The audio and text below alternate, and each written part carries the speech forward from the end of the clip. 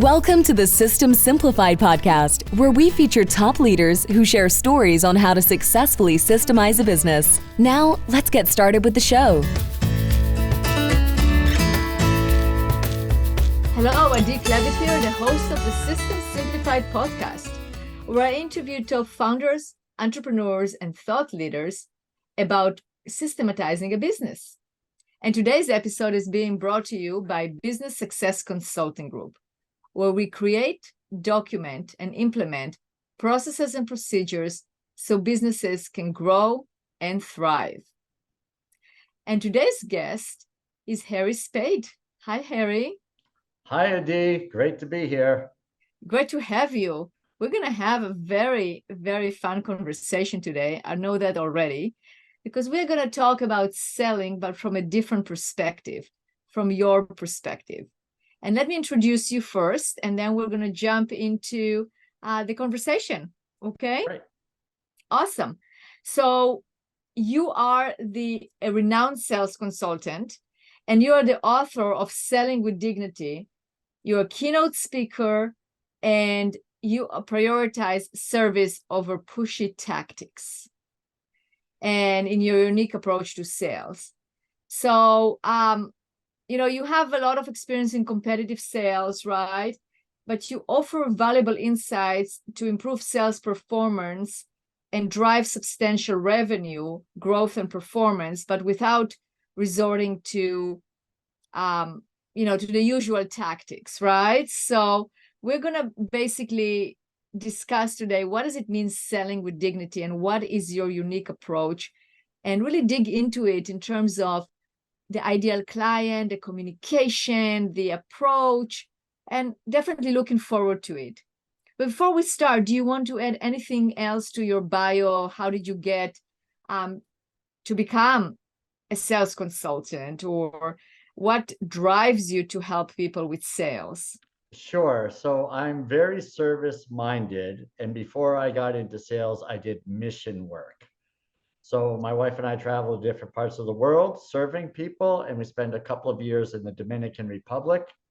When we left that, I got into sales, and I carried over this whole service mentality and built a nice sales business with that. So so that's the background. Excellent. Okay, so let's talk about the principles of selling with dignity. Sounds good. So the thing that most people think about when it comes to sales is that Hollywood has made sales look pretty ugly. So there are a number of movies. Some that come top of mind would be The Wolf of Wall Street, Glengarry Glen Ross, Boiler Room. Each one of those movies depicts sales as something that is done to people, right? Where sellers are taking advantage of people. And, you look at even like a simple advertisement for a car. I heard the other day, get a new car for $129 a month. Well, that's bait and switch. This is exactly the stuff that people look at here and say, I don't trust anybody when it comes to sales. So people who are honest, that are full of integrity, servant-minded, we have to compete against this mindset that sales is always ugly and sellers are taking advantage of buyers. And I just believe it doesn't have to be that way. So I wrote a book about it, and now I help others to think the same way. That's fantastic. Sales are so important. I mean, you can't have a business without the ability to sell, right? I mean, you have to sell your customers, your clients, your patients, whatever, whomever you're serving, you have to sell. I mean, I think life, it's like it's sell or be sold, right? I mean, anything in life, you either sell it or you're being sold. I mean, and you need to sell. Let's say you want to go to the movies with your wife, and you want to see a certain movie and she wants to see another movie. So you're selling each other on which movie you're going to see. Exactly. This is exactly what I write about in the book. So apparently you have read or you were co-authored the book, maybe, Adi. But that's exactly what I talk about, is that we've been selling all our lives since we came out of the womb. Our first sale was, I need some love. And we got picked up and held by our moms. And then from then on, we've been selling unwittingly sometimes throughout our entire lives. So when I hear people say, I'm not cut out for sales or I'm no good at sales, I remind them, you have been selling yourself throughout your entire life. And then people start to get it. So yeah, it's great. I love how you brought that up. That's exactly right.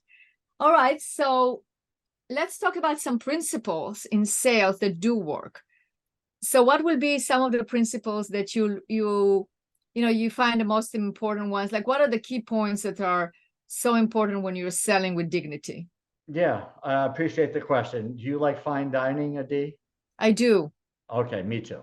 I love fine dining. And when I go out to a fine dining establishment, there's typically a server. And the servers are off the charts in a fine dining restaurant. I'm not talking about your local diner where they just slam the food down, but in a fine dining restaurant, the servers are incredible. They greet you politely. They ask how you're feeling, what you're in the mood for. They talk about specials. They ask permission about sharing the specials. They provide incredible feedback about how good the food is, what it tastes like, what the wines are like, and they provide the service after they provide the meal. They come back, make sure you're completely happy with everything. And if you're not happy with anything, they will work to make sure you're happy. That Absolutely. And they're also curious because they find out like what brings you today to this restaurant, right? Are we celebrating a special occasion? I agree. I love it. Exactly. Yes.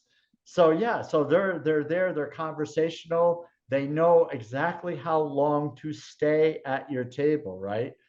Because there are some in some places that you just like, can you leave so we can enjoy our meal? But in the fine dining restaurant where they're well trained, it's like they know the perfect amount to have the conversation, but not overstay the welcome. They don't get salesy, right? And they're not upselling, they're just making offers and showing people, what good could look like. So I look at that type of service is really the type of selling that people could do relatively easily because they're not being pushy. They're not presenting to someone who doesn't want the presentation. They're doing everything naturally. And that really is the key to it. So it's a service-based mindset. To answer your question, what's your thought?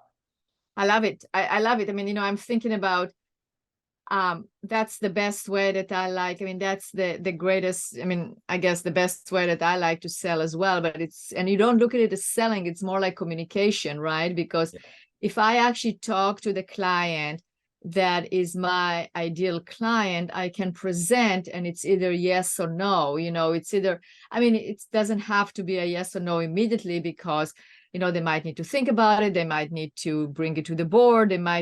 But it's basically, it appeals to them. And that's the way I like to be sold as well, right? Because I want to, when I'm being sold, I want to be sold on something that I really need, or I feel like there is a need. And then it becomes a conversation. But when I'm being shown something that I have no interest in, it's just a waste of time for both of us. So I agree. Yeah. Well, I totally agree. And the thing is that there's a saying out there that people like to buy, but they don't like to be sold. And really what that means is we don't like to be sold on something we don't need or we don't want, or it's not a fit. And so many people will say things like, I need to be better at closing my sale, right? They want to be better closers. And really the question is, are you talking to the right people, right? Does the problem you solve, are the people you're speaking to having that problem? And just because you have something that's amazing doesn't mean the person recognizes they have a problem. So you could be talking to them all day long about how great your product or service is. They don't care because it's not their problem. Have you experienced similar? I have, but what about maybe it's not their problem. Maybe you're selling something, but they're basically oblivious to it. They don't know about it, right? Exactly. Yeah. So maybe you, by showing it to them, I mean, there is that line too. It's like, maybe I don't know. Let's take an example of a vacuum cleaner, okay?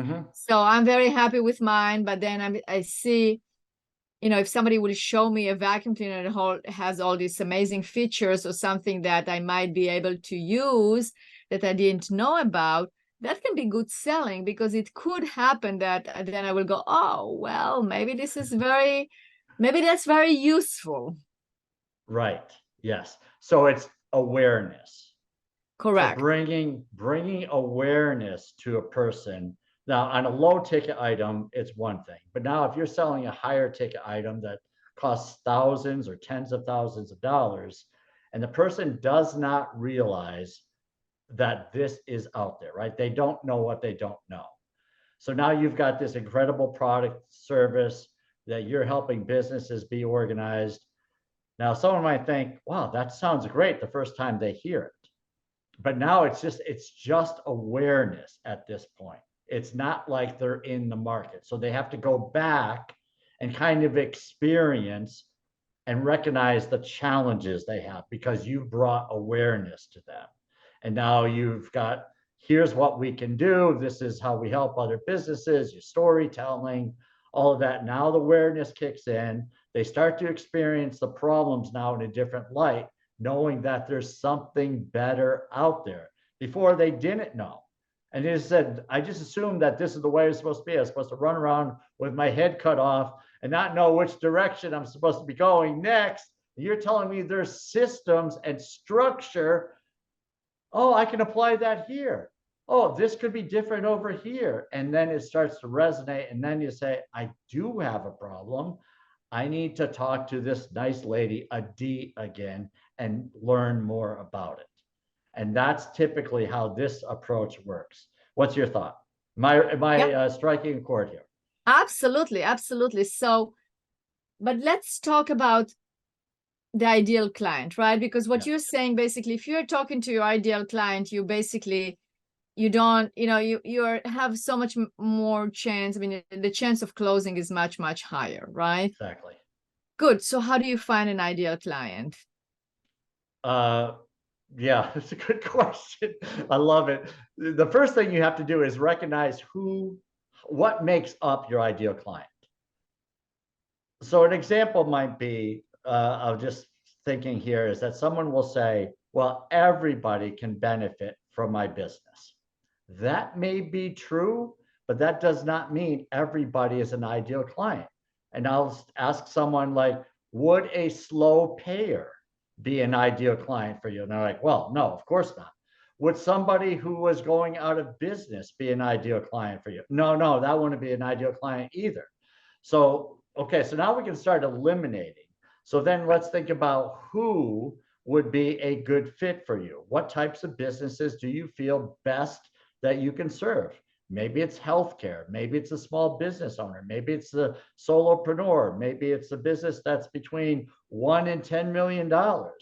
You think through this and you write down the characteristics, and these become, and you say, oh, by the way, I would say put people in with good credit, right? Because you want to eliminate, right? So we're spending time with people, no offense, that don't have the money, because that's just not a good use of time. Maybe one day they'll get the money, but now there's enough money out there to focus on people that can pay the bills.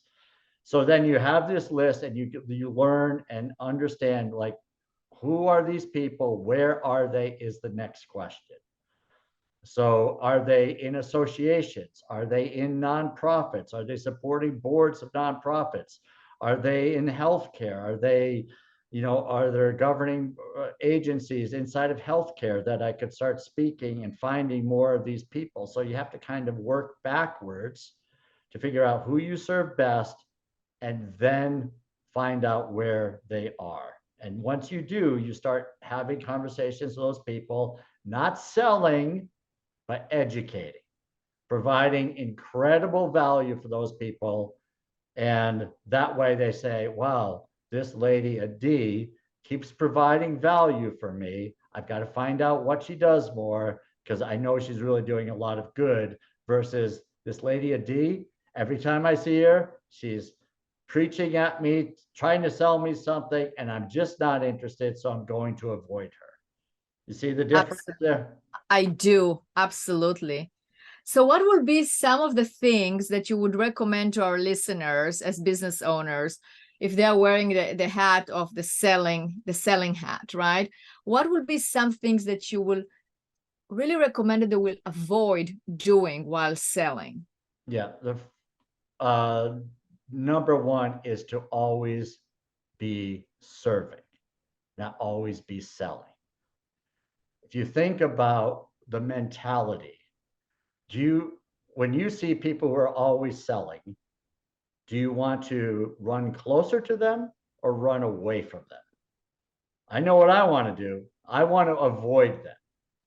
So business owners who are not well trained on the sales side of things think they always need to be telling people what they do, but we don't. Once or twice, but then just provide value. So with the value, a simple way of doing that is, if you're involved in the community, is you connect people. Right. And you say things like, Adi, you're great at organizing. I know this CFO who has a lot of small business clients that are probably not good at organizing, or this accountant, CPA. I'm going to connect you to, because she does great work for her clients. I know you do great work. Maybe there's some synergy there.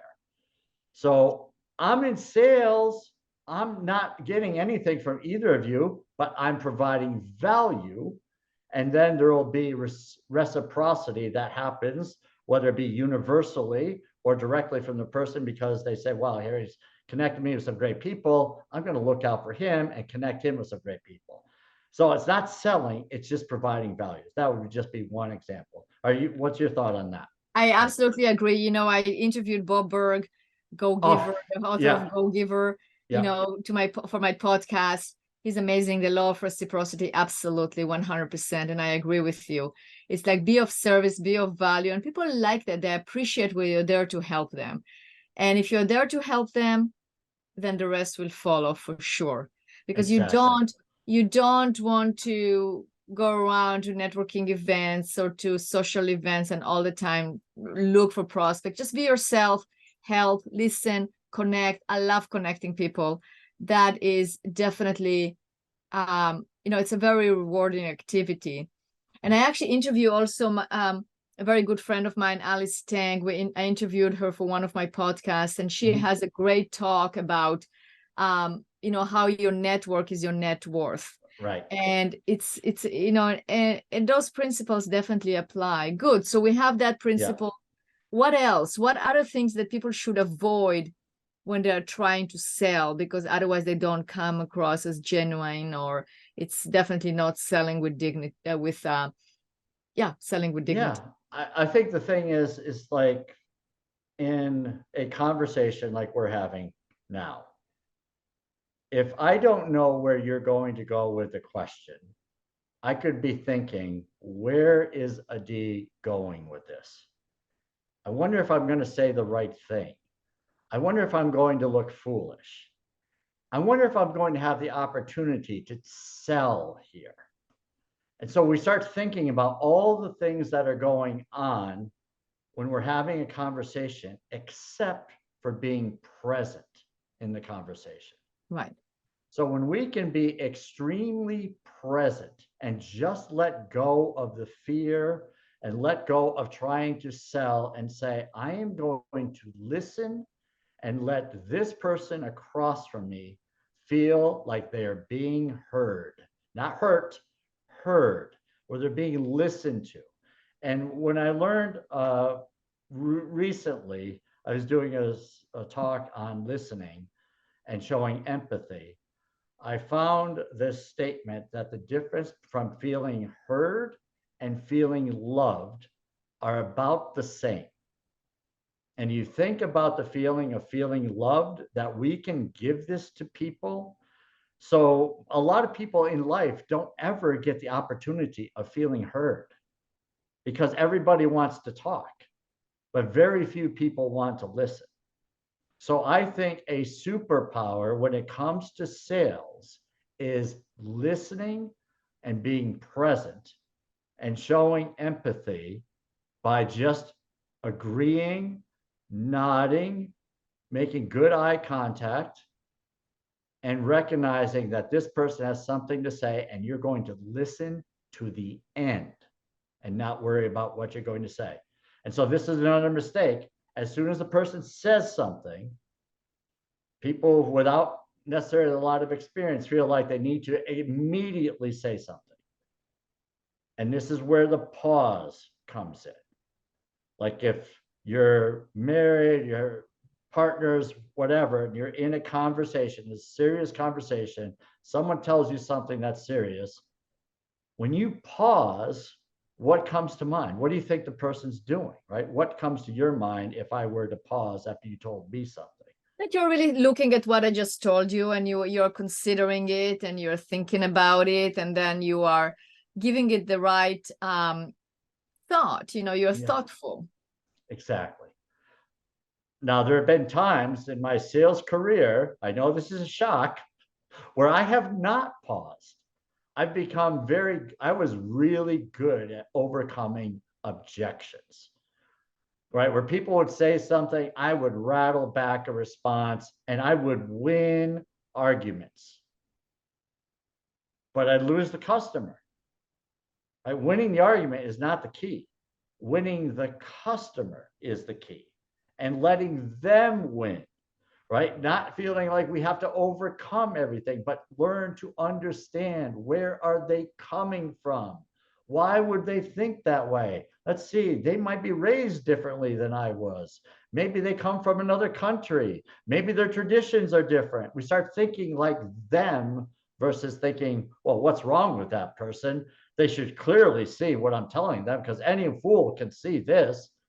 And that's not true, right? We're different, right? Oh, for sure. Yeah, and I think it's like what you are saying is basically what I'm hearing is you have to care. You have to really understand the person in front of you. You really have to communicate to the person in front of you, right? You want to communicate to who is in front of you and not the last customer that you were talking to, because two people are totally different. And you really, if you care and you are interested in who they are and what they want, then it's great. Because, let's say, even if you're a car salesperson, I got sold cars by wonderful people. It doesn't have to have that stigma, right? Right. Because if somebody comes to the car dealership, first of all, they're coming to the car dealership because they want to purchase a car, unless they just want to look at cars. I don't know. Right. But the majority of them, you would assume that are there. And then you find out what they're interested in, what are their needs, right? I mean, you can also see what works for them and what doesn't. I mean, you need to evaluate as a salesperson, are they fast and make decisions fast, or do they really need to look around and then drive 10 cars before they make up their mind? People have different ways of making decisions. And I think that being interested on how a person makes a decision and going and adjusting yourself to that, as opposed to enforce your way of making decisions on them, is also very important. Yeah, I totally agree. And understanding your buyer and where they're coming from is huge, because you cannot treat everyone the same. And the problem with many is they hear that sales is a numbers game. And so I was just talking to this lady today. She says, well, it's all about this. It's a numbers game. And I went, no, it's a people's game. Because if you treat everybody the same, I'm not talking about morally. Yes, we're going to treat everyone morally the same, right? Ethically. But if I'm having a conversation with someone who is not conversational, it's going to be different than someone who loves to talk. Right. Someone who is really outgoing versus someone that's shy. Someone who likes to analyze spreadsheets versus someone who makes decisions at the snap of a finger. Yeah, I'm going to treat those people differently because they buy differently and they are different. So saying sales is a numbers game, no. You cannot treat everyone the same and expect that you're going to have good results. So treating everyone as an individual, learning about what their needs are, and then satisfying those needs, that to me leads to results. Sort of like what you were just saying. Thoughts? Yeah, I agree 100%. Absolutely. Well, what can we disagree on? Because it sounds I don't like know. What can we disagree? I mean, if you say truth, you have to agree, right? I mean, that is definitely, if it's true, and then it's true. Why do we Yes. have to disagree? I mean, that's my view. Exactly. No, I'm just a little I know, humor you're there just from teasing this there. guy. Yes. Absolutely. Absolutely. Well, I also agree that our listeners should know where they can get your book and how to get a hold of you if they would like to. So, Harry, give us your contact information and where to get your book from. Yeah, it's real simple. Sellingwithdignity.com. There they'll find the book. They can download free chapters of the book. They'll find the podcast there. And if you want to have a conversation, a no obligation, non-closing conversation, help you grow your sales. I do that without charge right now. Fantastic. All right. Well, I'm going to include everything in the show notes so people can very easily just click on it and get the book, read it. I highly recommend it, and contact Harry, ask any questions. And I would like to thank you for being a guest on this podcast. I mean, the information that you shared is really valuable, very true. And hopefully our listeners are going to listen, read a book, and use it in their lives so they can actually have a great experience selling. Awesome. Well, it's been a real privilege and honor and to spend this time with such a like-minded soul. So great stuff. I do appreciate it. Thank you.